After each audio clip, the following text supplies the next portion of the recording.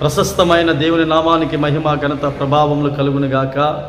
ఈరోజు మనందరికీ దేవుడు ఇస్తున్నటువంటి మరొక వాగ్దానము యోహాను సువార్త gospel according to John chapter 11 words 14 11వ అధ్యాయము 40వ వచనం.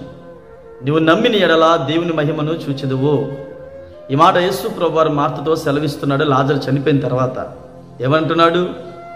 అమ్మా, నీవు ఇప్పుడైనా నమ్ము, నువ్వు దేవుని మహిమను చూస్తావు. ప్రియులారా, ఎవరిని నమ్మాలి, ఎప్పుడు నమ్మాలి, ఎలా నమ్మాలి, ఎందుకు నమ్మాలి? ఎవరిని నమ్మాలి అంటే ఎవరైతే నీకు మేలు చేస్తారో, ఎవరైతే నీ సమస్యలు, నీ బాధలు, ఇరుకులు, ఇబ్బందులు, అప్పులు, రోగాలు, వ్యాధులు, రుగ్మతాలు తొలగిస్తారో ఆ యేసు క్రీస్తు ప్రభువారందు నువ్వు నమ్మకం పెట్టుకోవాలి. పూర్తిగా అతని మీద ఆధారపడాలి.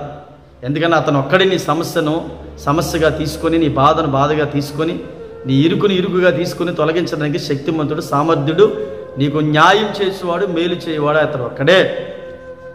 సో ఎవరు నమ్మాలి అంటే యేసుప్రభు నమ్మాలి. ఎందుకు నమ్మాలి అంటే సమస్యలు తీసివేస్తాడు కనుక నమ్మాలి.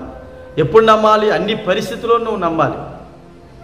బాగున్నప్పుడు, సంతోషంగా ఉన్నప్పుడు నువ్వు అతన్ని నమ్మి అతన్ని వదలకూడదు. దుఃఖంలో ఉన్నప్పుడు కూడా అతన్ని నీవు విడిచిపెట్టకూడదు. వ్యాధి బాధలో ఉన్నప్పుడు కూడా అతన్ని విడిచిపెట్టకూడదు.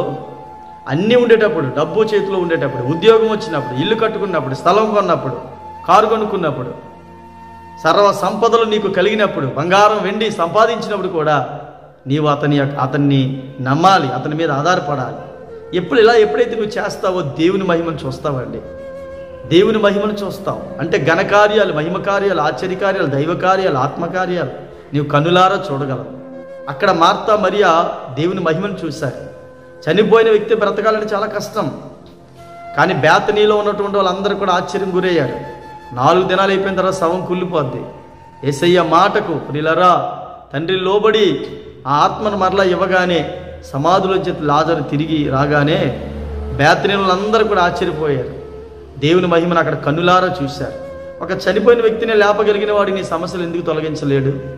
చనిపోయిన వ్యక్తిని లేపగలిగిన దేవుడు నీ బాధను ఎందుకు తీసివేయలేడు? చనిపోయిన వ్యక్తినే బ్రతికించిన దేవుడు నీ కష్టాలను, నీ కన్నీళ్లను ఆయన తొడవలేడా? ఆయన నీకు ఉపశమనం కలుగు చేయలేడా? ఆయన్ని ఆదరించలేడు అనుకుంటున్నావా నీవు? సో నువ్వు ఎప్పుడైతే ఆయన మీద పూర్తిగా ఆధారపడతావో నీ సమస్య అది నీకు చాలా పెద్దదవచ్చు, కానీ నీ సమస్య నేను ఆరాధిస్తున్న దేవునికి, నేను సేవిస్తున్న దేవునికి చాలా చిన్నది. కనుక దేవుని మీద పూర్తిగా నమ్మకం ఉంచు, ఆధారపడు. ఆయన మహిమను కన్నులారా చూస్తావు. నీ పిల్లల్లో బాగుపడడం కన్నులారా చూస్తావు. నీ భర్త మారడం కన్నులారా చూస్తావు. నీ భార్య వాడబడ్డం కన్నులారా చూస్తావు. నీ పిల్లలకి మంచి భవిష్యత్తు రావడం కన్నులారా చూస్తావు. యేసు నామములో ఈ వాగ్దానం మనందరి జీవితంలో దేవుని నెరవేర్చును గాక. ఆమేన్.